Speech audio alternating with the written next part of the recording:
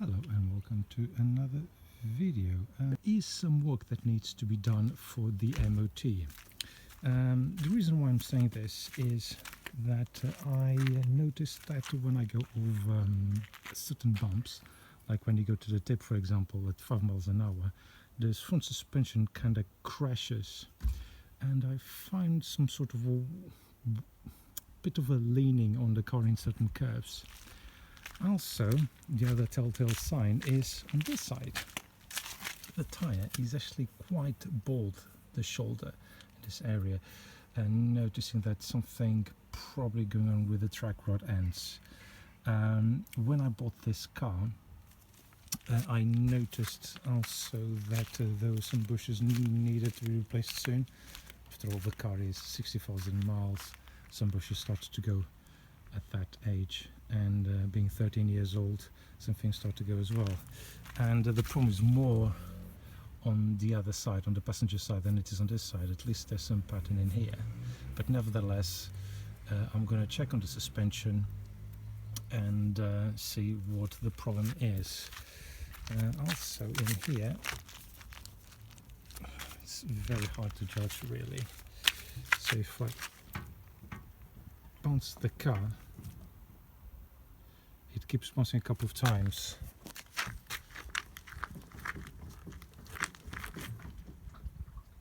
I think the suspension might have had it, which explains the crashiness after bumps in certain areas.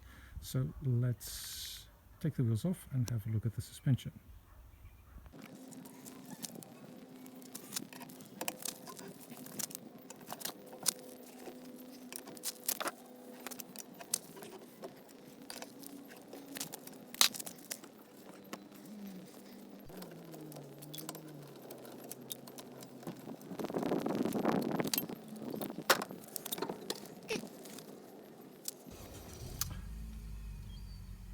So, here is the culprit. A mist of oil in here, which goes all the way around. It's pretty much concentrated around the collar of the suspension strut, and there's no other oil leaks where it could possibly come from.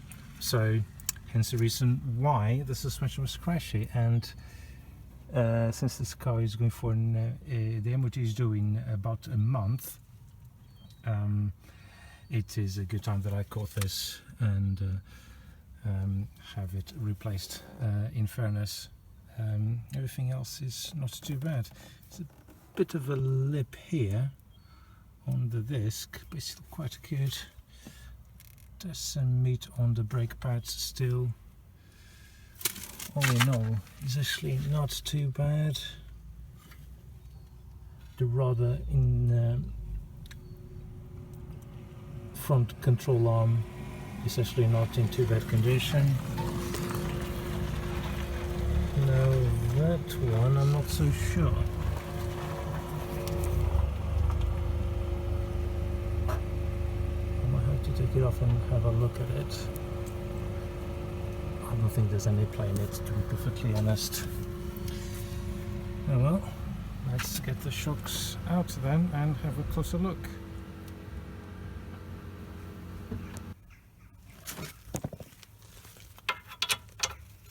So let's start with the number 16.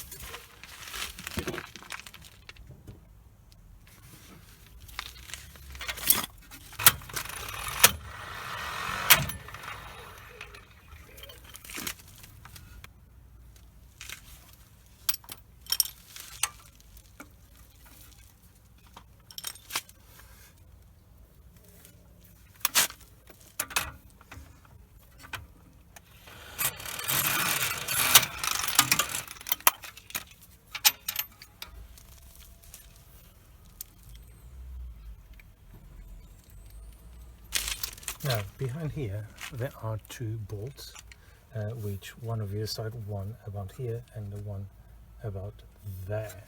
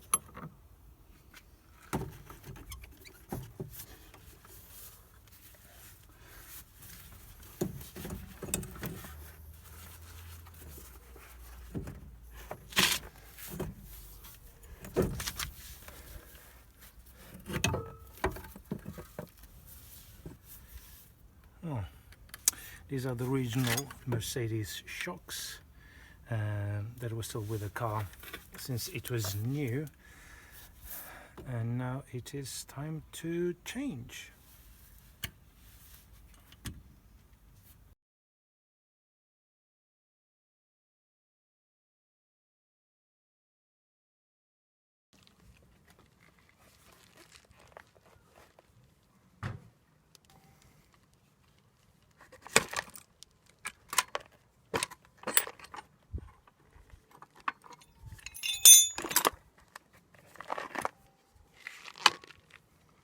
So this is how bad the shock absorber is. So let's do a compression test. Not really much effort, and it's very slowly going up. I can almost pull it up and down. This is completely shot, and I bet the other side will be in the same condition as well. Now let's have a look at the condition of the passenger side front shock absorber. Oh Jesus.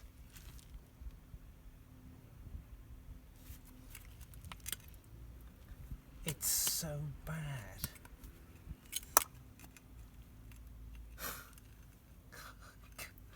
Unbelievable. No, sorry, this is...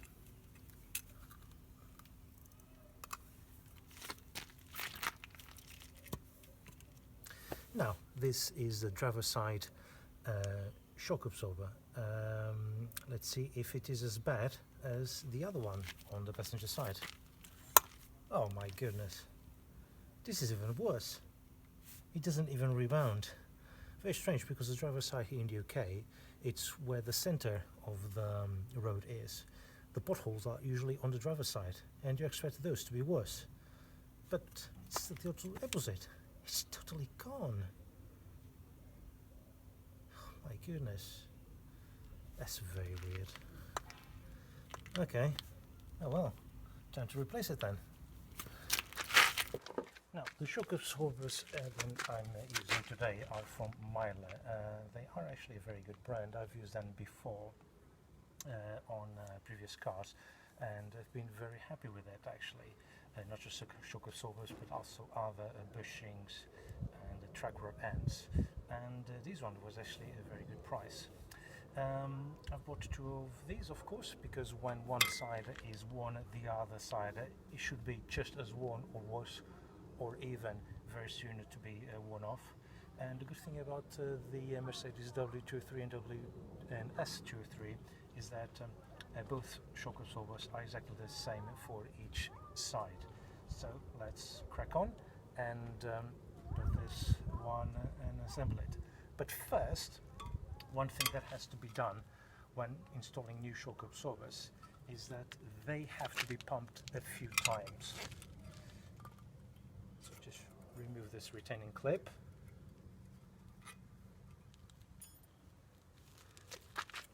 You see how slowly it is compared,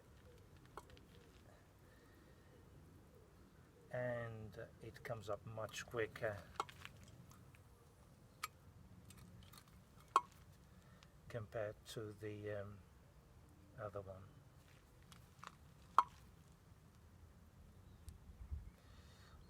Always pump a few times, and the old one had almost very low resistance. This one is a bit stiffer.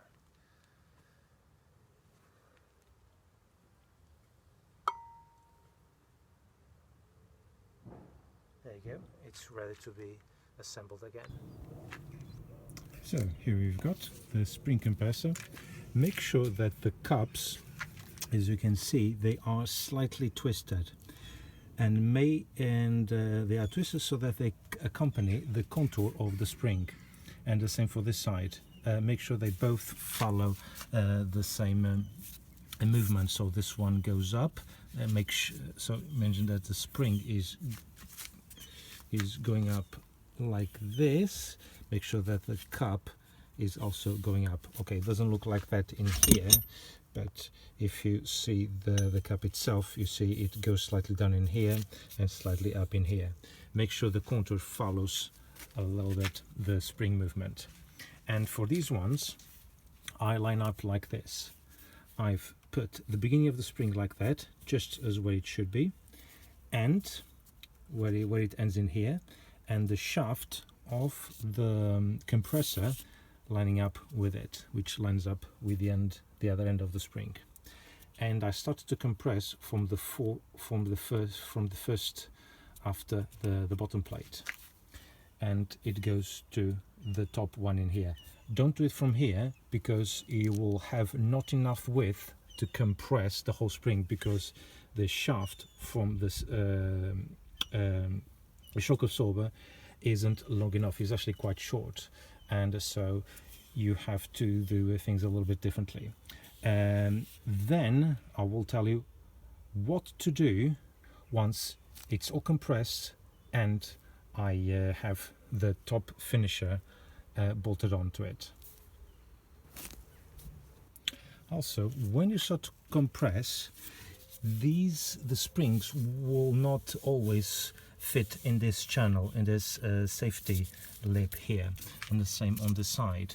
But when you start to compress this, try to several attempts in order to put them into place. I try to click them into place and make sure that they don't slip out. If they do slip out, stop immediately, reverse, decompress actually, and try to put them into place. Try to secure them in place as much as possible, or otherwise they will slip out. In order to make things a little bit safer, I'm using these tie buckles, and I tighten them up as I go along. In case the spring, something happens and the spring snaps, at least it will be some sort of way to dampen the spring itself, so it just doesn't bounce and hits everything. So an extra safety measure is always essential with things like these. Now you just line up the end of the spring with the top end of the top finisher, put the plastic cup on top, and this is very difficult because I don't have the Mercedes key that does that. By just pushing this really hard and then try to tap it in with something. Oh, damn it.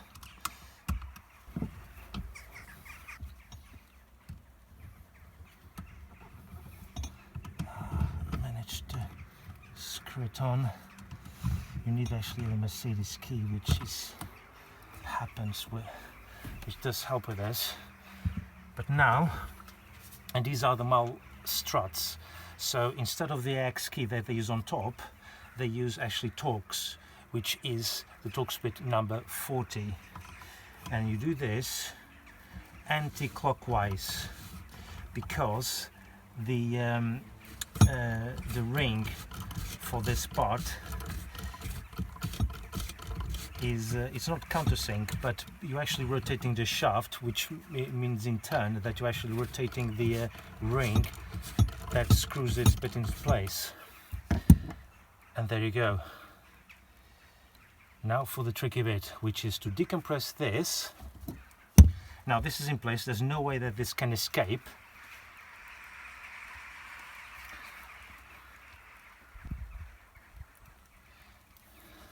Just gonna do this a bit more whilst that we're here. The best thing is to use the Mercedes key actually, because apparently it's not very good to rotate the shaft, but I simply have no other alternative at the moment. This is a bit wedged, but we will go to that in a moment.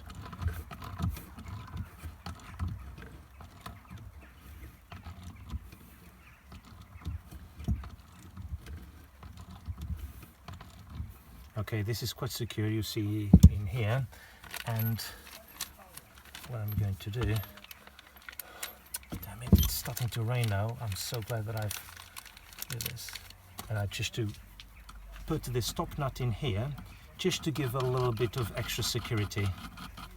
This I won't tighten it fully, because this will be done when it goes to the car, and it's bolted on top of this, so I will remove this nut and then just goes on the top of the suspension turret like that.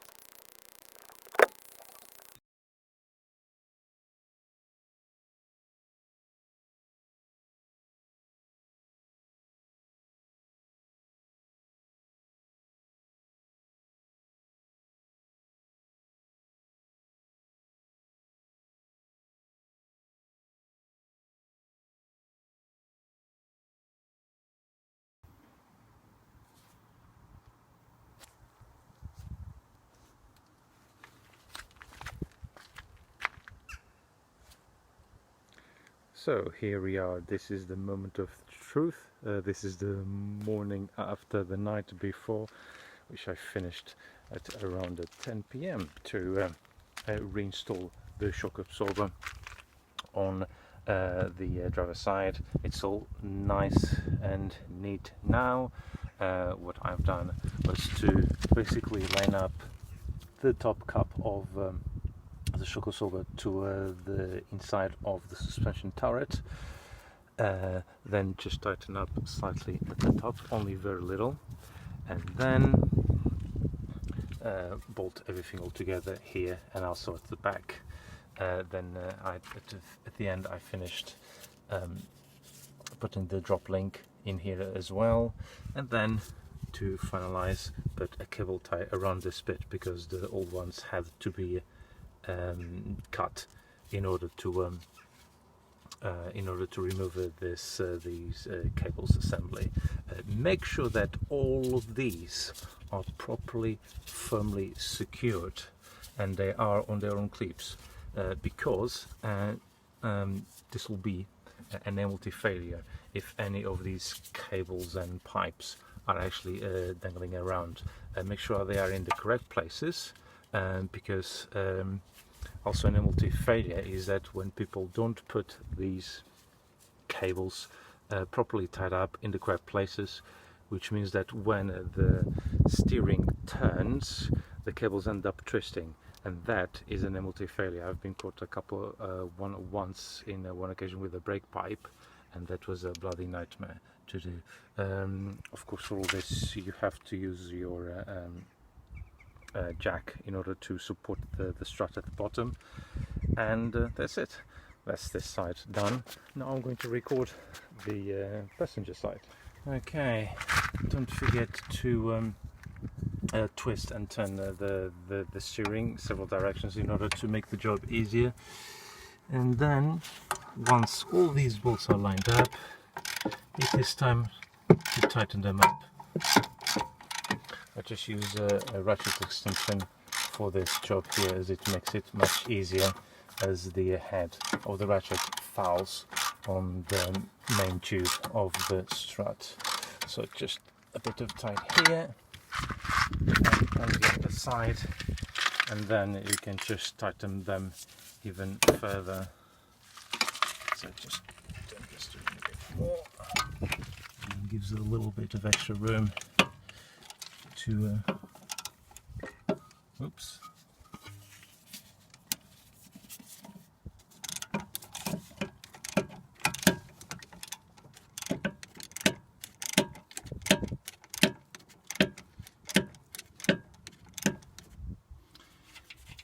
Now that the hub bolts are in place, it's time to tighten this one.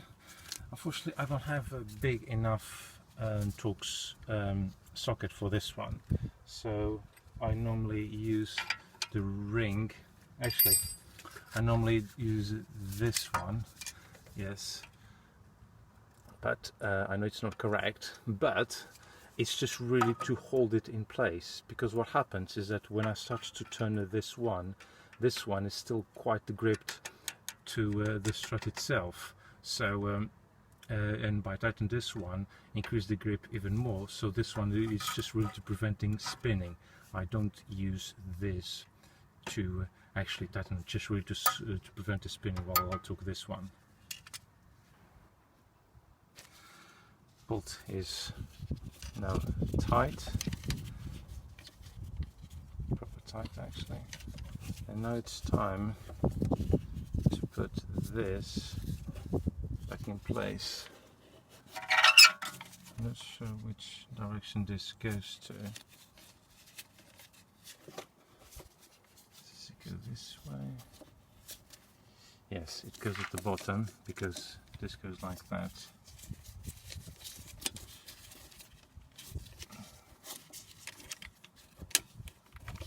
This clicks here. Clicks here, but it's not 100% secure, because this is not the original part. It does click, but not as tight as you would want or as you would expect on an OEM part. But let's just click everything like this in place. Make sure that they have all of these things. And that's it. The other side does have a second cable, which doesn't come up on the passenger side. So just leave as it was originally. So there's nothing really missing, as I haven't taken anything out in here. So now what I have to do is to put a brace or a zip tie. If I can't find a zip tie, I have to use probably a some sort of a Jubilee clip and to brace this against the strut, as it is an MOT requirement, and also you don't want, with the movement of this, to dangle around and spin and damage the wheel as well, so it is also safety at the same time. So I jack up the axle, the car, just supporting it in that area over there, in order to lift the strut so that the screw does show on top. And this is how it goes. So basically you have these indentations in here, which will then position themselves in there. So it should be on a position like that, across like that, and parallel to these 2 points. Luckily the washer didn't go too far, it only went to that section over there. And now it's time to tighten this. I I just strongly advise people not to use the impact air guns. That's not a good thing to use on things like that.